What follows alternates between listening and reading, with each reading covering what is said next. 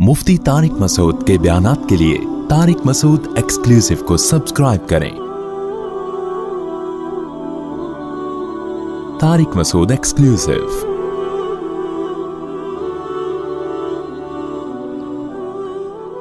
बाप बच्चों को पालता इसलिए कि कल कमा के खिलाएगा मुझे, ये नजरें लगाई हुई है उसने।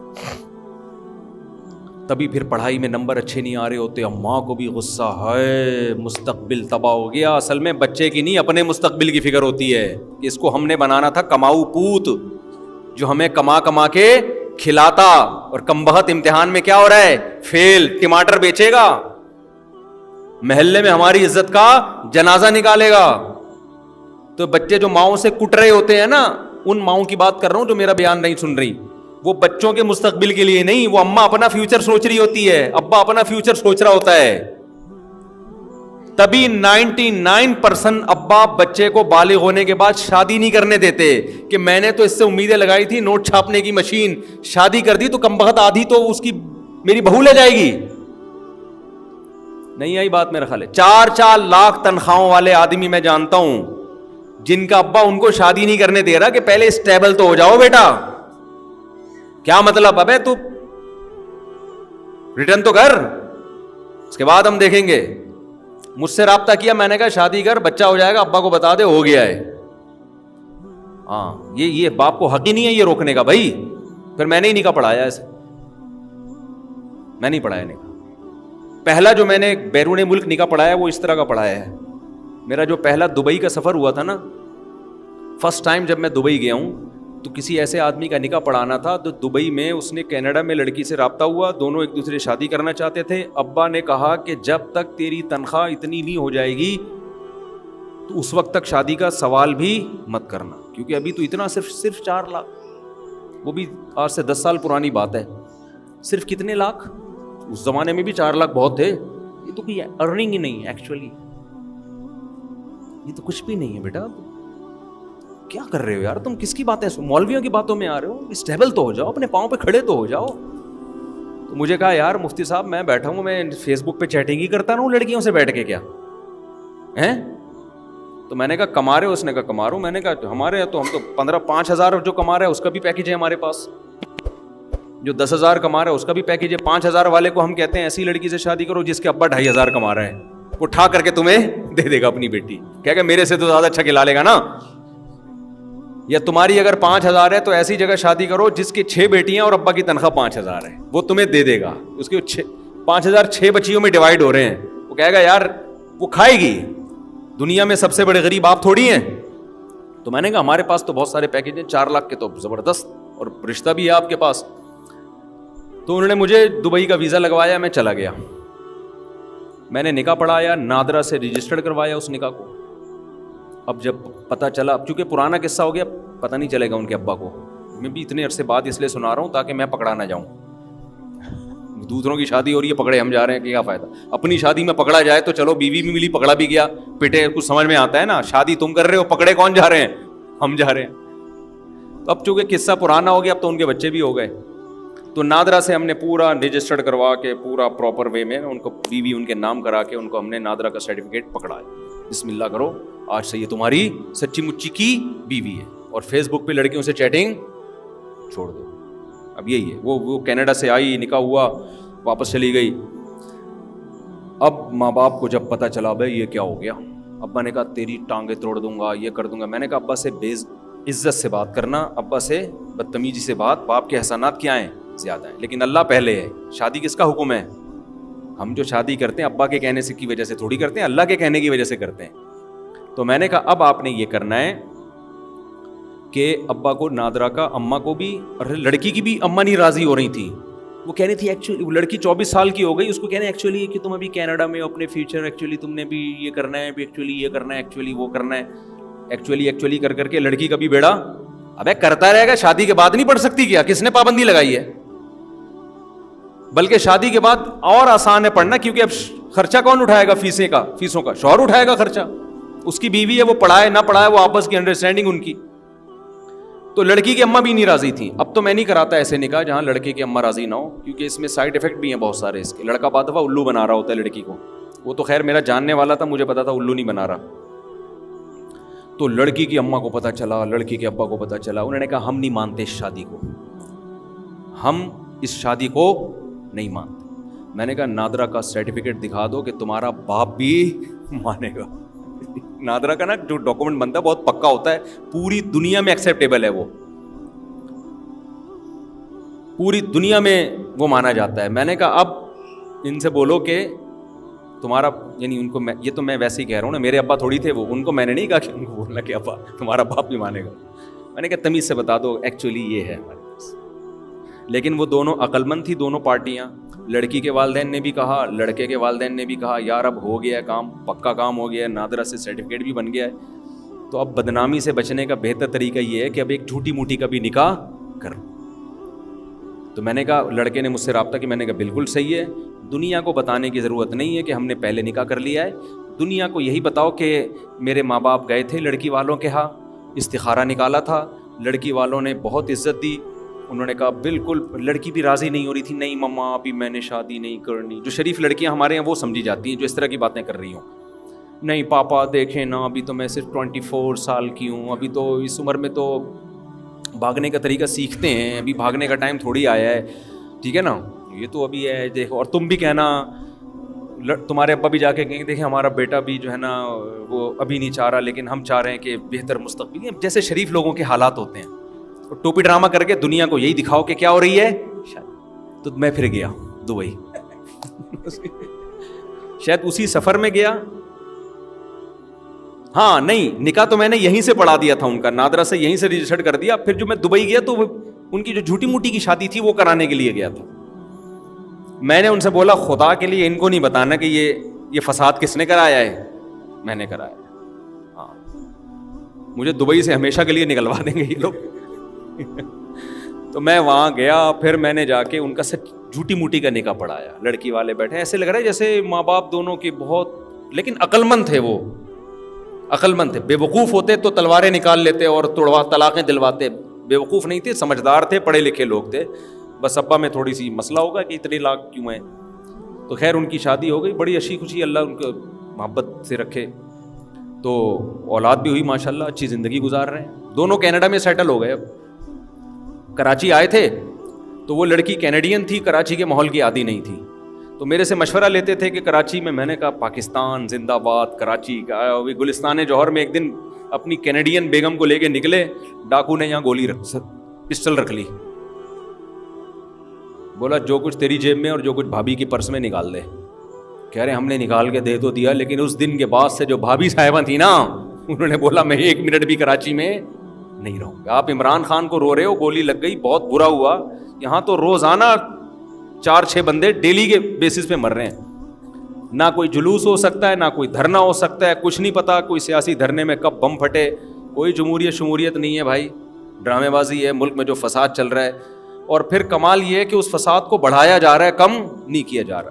اور اس میں پھر الزامات کرتا کون ہے, الزام کس پہ لگتا ہے, بڑی بہت ہی کھچڑی. پاکستان کی صرف ابھی بقا کی دعا کرو کہ اللہ ملک کو بچا لے کسی طریقے سے.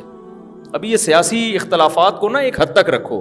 کسی بھی آپ سیاسی جماعت کو سپورٹ کرتے ہو کرو, لیکن اتنا سپورٹ نہ کرو کہ ملک کی سالمیت خطرے میں پڑ جائے. ابھی یہ ہو رہا ہے, لوگوں نے اپنی اپنی سیاسی جماعتوں کو اپنا باپ بنا لیا, خدا بنا لیا ہے, اور ریاست کو کیا کر دیا ہے, پیچھے کر دیا ہے. ریاست کے مفاد پر افراد کے مفاد کو قربان کیا جاتا ہے, افراد پر ریاست کو قربان نہیں کیا جاتا. خیر, تو میں یہ بتا رہا تھا, دیکھو ابا بچوں کے مال پہ نظر رکھ کے بیٹھے ہیں کہ نہیں بیٹھے ہوئے, یہ بھی کنجوسی ہے, جہنم میں جانے کا سبب ہے. ابا کو چاہیے کہ جب بیٹے کو پالیں تو یہ سوچ کے پالیں یہ میری اولاد ہے, میں اس کو کس کے لیے پال رہا ہوں, اللہ کے. بالکل اس سے امیدیں نہ لگائیں کہ مجھے کما کے دے گا. وہ غیرت مند نکلے گا تو تمہیں بغیر کہے کما کے دے گا. وہ اس کو غیرت مند بناؤ, بس اس کو دین سکھاؤ, اس کو سخاوت سکھاؤ. اور اس لیے نہیں سکھاؤ میں آج اس کو سکھا رہا ہوں تاکہ کل مجھ پہ خرچ کرے, نہ نہ نہ. جس دعوت میں لالچ آ گئی نا, اس دعوت کا بیڑا غرق. میں اگر آپ کو نماز کی ترغیب دے رہا ہوں اور مجھے لگے کہ یہ اگر نمازی بن گیا تو میں یہ پھر مجھے ہدیہ دے گا کہ میں آپ کی دعوت پہ نمازی بناؤں. خدا کی قسم اس دعوت میں اثر کیا ہو جائے گا؟ ختم. اللہ اثر چھین لیتے. تبلیغی جماعت تو پوری دنیا میں کامیاب ہے نا اس لیے کہ اپنے خرچے پہ جاتی ہے. سمجھتے ہیں لوگوں کو پتا ہے کہ چندہ مانگنے نہیں آ رہے, اپنے خرچے پہ جا رہے ہیں, الٹا ہمیں کھلائیں گے. جہاں یہ آ گیا ہے نا کہ یہ ان کا اپنا حاجی عبد الوہاب صاحب اللہ ان کی مغفرت فرمائے کہ جی وہ اس لیے تھا کہ وہ ایکچولی ان کے پراپرٹی تھی تو وہ انہوں نے دین کا پہلے دین کی دعوت ہوگی پھر تھوڑا بہت ہدیہ نذرانے کی محفل چلے گی. ٹھیک ہے نا, کچھ بھی نہیں ہوتا. تو اولاد کو ماں پالے, کوئی اس سے امیدیں نہ لگائے بالکل, اور اس سے ڈپریشن بھی نہیں ہوگی, ہنسی خوشی زندگی گزرے گی, ہنسی خوشی. بھائی ہم بچوں کو کھلا رہے ہیں, کیوں؟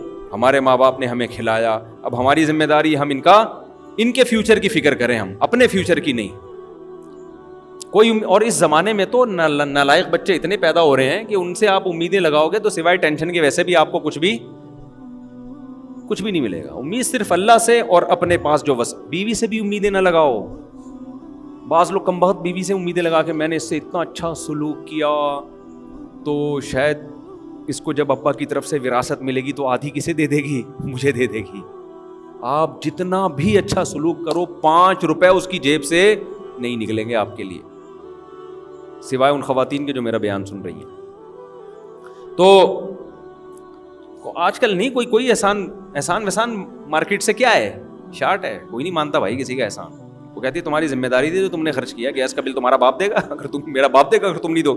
آپ اگر بیگم کہ دیکھو بیگم میں کتنا اچھا, میں گیس کا بل, میں بجلی کا بل, میں ڈلیوری کا خرچہ, آپریشن سے بچے ہوئے اس کا خرچہ, پھر بچوں کے لیے ڈبے کا دودھ الگ, اور تم جو فیڈ کراتی ہو تو تمہارے لیے 6 کلو دودھ الگ لگوایا میں نے, ٹھیک ہے نا, اور بچوں کی اسکولنگ اور حفاظتی ٹیکے اور پولیو کے قطرے, خرچے گنوانا شروع کروں نا تو قیامت آ جائے گی. میرے خیال ہے خرچے ختم نہیں ہوں. پھر تم جو آپریشن کے بعد اتنی ہو گئی تھی تو فٹنس کا خرچہ, آج کل یہ بھی ہے, جم کا بھی خرچہ ایک الگ سے آ گیا ہے. آپریشن سے بچے ہوتے ہیں, عورتیں اتنی چوڑی ہو جاتی ہیں, تو پھر جم کے ایک الگ جم کی ٹینشن ہے. وہ ٹینشن نہیں اٹھاؤ گے تو پھر الگ 20 قسم کی ٹینشن ہے. ایک آدمی میرے پاس ہے, میری بیگم جم جا رہی ہے تو اتنے 1000 روپے میرے لگ رہے ہیں. میں نے کہا بھائی اگر وہ پردے کا انتظام ہے تو بھیج دے, کیونکہ جتنے 1000 جم میں لگ رہے ہیں نا, نہیں بھیجے گا تو اس سے ڈبل دوائیوں پہ لگے گا, کیونکہ کام کاج آج کل گھروں میں ہے نہیں. پہلے تو عورتیں سل بٹا پیس رہی ہوتی تھیں, ہل رہی ہوتی ہیں, آٹا گوندھ رہی ہیں, کپڑے میں یوں کر کے ڈنڈے مار کے کپڑے دھو رہی ہیں, ایسے رگڑ رہی ہیں. اب کیا ہے, مشین میں اٹھایا وہ بھی نہیں اٹھ رہے ہوتے, آدھا زور شوہر لگا رہا ہوتا ہے, آدھا بیگم لگا کے. آٹومیٹک مشین ہے, پھر آگے مشین کی ذمہ داری ہے. مشین کا کولیسٹرول کبھی بھی نہیں بڑھتا الحمدللہ, مشین ہمیشہ کیا رہتی ہے, فٹ. تو اب تو مشینی دور ہے بھائی. تو وہ میں تو سمجھتا ہوں اس زمانے میں اگر پردے کا انتظام ہو تو بھیجنا ضروری ہے, ورنہ برباد ہو جاؤ گے بالکل ایسے. پھر جب اس کی فٹنس خراب ہوتی ہے, وہ آڑی ترچھی عجیب سی, سبھی عجیب سے ہو جاتے ہیں آج کل, تو پھر اس کا پھر آدمی کو اس کی طرف توجہ نہیں رہتی. پھر آدمی انٹیوں کو دیکھتا ہے باہر جا کے, دفتروں میں دیکھتا ہے یار یہ ساری سل مسموہٹ, اور میں کیا لے کے آیا ہوں. اس کی اخلاقی برائیاں پھر جنم لیتی ہیں. یہ سب ہو رہا ہے تو بہتر نہیں ہے یار. اب یہ تو نیچر سے تھوڑی کوئی لڑ سکتے ہو, فطرت یہ کہتی ہے کہ ایکسرسائز ضروری ہے. اب آپ جتنا بھی دین پہ عمل کر لو, فطرت کبھی بھی چینج نہیں ہوگی. تو فزیکل فٹنس کے لیے ایکسرسائز کرنی پڑے گی. کچھ بھی پہلے عورتیں کرتی تھیں, اب نہیں کرتی ہیں. پہلے تو گھر کے کام کاج میں اتنا ہو جاتا تھا, اب تو نہیں ہو رہا ہے نا. اب تو بچوں کو پیمپر جو ہے نا, وہ 24 گھنٹے پیمپر نے اس کا. ہماری مائیں تو ہمیں لے کے بیٹھی رہتی تھی واش روم میں کہ بھائی پیشاب ہوگا تو ہم بچے کو سلائیں گے. ہمیں تو پرانا زمانہ یاد ہے اپنا. آج کل تو کوئی ٹینشن نہیں ہے بھائی, پیمپر لگاؤ, وہ ساری جراثیم اور جتنی بھی جو کچھ سیوریج کا پورا سسٹم اس کے اندر آٹومیٹک لگا ہوا ہے, ٹھیک ہے نا. وہ بھر جائے تو اٹھا کے پھینکو, دوسرا فٹ کر دو. تو یہ کوئی وہ نہیں ہے. اس لیے جب آج کل خواتین جب کہتی ہیں ایکچولی کام بہت ہے, تو مجھے اتنی ہنسی آتی ہے کہ یار اس سے بڑا لطیفہ میں نے دنیا میں سنا نہیں. جب کوئی خاتون فون کر کے بتا رہی ہوتی نا, ایکچولی میں بزی بہت ہوں, ایکچولی اتنے کام ہیں, میں اتنا ہنس رہا ہوتا ہوں, برداشت بھی کر رہا ہوں, کیونکہ میں فون پہ ہنس جاؤں تو پھر غصہ کریں گے نا کہ یار اتنی ڈھٹائی کے ساتھ جھوٹ بولتے ہوئے شرم نہیں آتی یار. کام کہاں ہے آج کل, کس کے کدھر کام ہے یار آج کل. اللہ سوائے ان خواتین کے جو بیان سن رہی ہیں، وہ بہرحال وہ ان کے بہت سارے کام ہیں. وہ پھر غصہ ہوتی ہے کمنٹس میں، اتنی گالیاں پڑتی ہیں نا مجھے نیچے کہ میں کیا بتاؤں. کام ہے ہی نہیں بھائی آج کل گھروں میں، تو ماسیاں کر رہی ہیں سارے کام آ کے. متوسط گھرانے کے لوگوں نے بھی ماسیاں رکھی ہوئی ہیں. تو غریبوں کے گھروں میں ہوتا ہوگا، کام وام بہت ہوتے ہیں.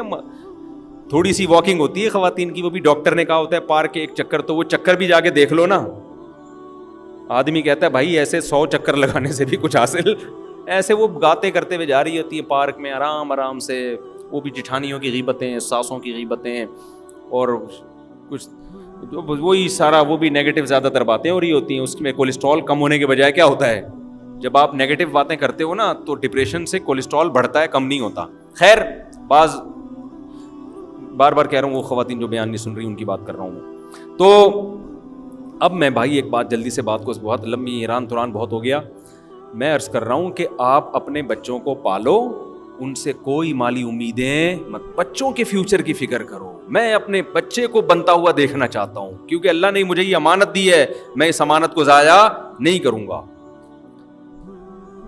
لہذا بچہ اپنا فیوچر سمجھتا ہے عالم بننے میں، عالم بنا دو، کوئی بات نہیں بیٹا ہم نے تم سے، کیونکہ عالم بناتے ہوئے سب سے بڑا ڈر یہ ہوتا ہے یہ کم وقت ہمیں کھلائے گا نہیں، مولوی بن جائے گا تو اس کی تو ارننگ نہیں ہوگی.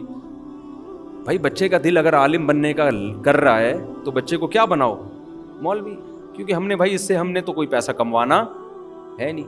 ہاں اکلوتا بچہ ہے، اس کے بارے میں ڈر یہ ہے کہ آپ بوڑھے ہونے والے ہو اور اکلوتا بچہ ہے اور کمانے کا واقعی کوئی ذریعہ نہیں ہے، پھر مجبوری ہے کہ بھائی اس کو دکان پہ بٹھاؤ ورنہ ہم دونوں بھوکے مر جائیں گے. بھوک سے تو بچنا ضروری ہے نا. میں تو اوپر کی باتیں کر رہا ہوں، آج کل بھوک کی بات نہیں، بھوک سے اوپر کی چیز لالچ ہو رہی ہے. ایسے لوگوں کو تو میں خود مشورہ دے دیتا ہوں، آپ کا اکلوتا بیٹا ہے، اب آپ بوڑھے ہو رہے ہو اور کوئی کمانے والا نہیں ہے، تو اس کو مولوی بنا دیا تو 8 سال مدرسے میں پڑھے گا، پھر مسجدوں میں تنخواہیں بہت تھوڑی ہوتی ہیں، اپنا گھر چلائے گا، آپ کو چلائے گا. تو ان کو تو میں خود ہی مشورہ دیتا ہوں کہ بھائی اس کو کسی بزنس میں، کاروبار میں لگاؤ. لیکن اور بھی ہیں تو پھر بھائی ان کو تو کسی اور چیز میں لگاؤ نا. تو اب میں آپ سے یہ بات کرتا ہوں کہ کبھی بھی اپنی اولادوں پہ کے پیسوں اور مال پہ نظر مت، ہمیشہ ان کو کھلاؤ اور ان سے سخاوت کرواؤ. انسان کا بچہ بنا دیا نا آپ نے تو دیکھو اپنا پیٹ کاٹ کے آپ کا پیٹ بھرے گا. وہ آپ کو کہنے کی ضرورت نہیں ہوگی، وہ کہے گا میرا سارا مال کس کا ہے، میرے باپ کا، وہ سارا کیا. تو وہ پیٹ کاٹ کے کھلائے گا. آپ محنتی بناؤ اس کو.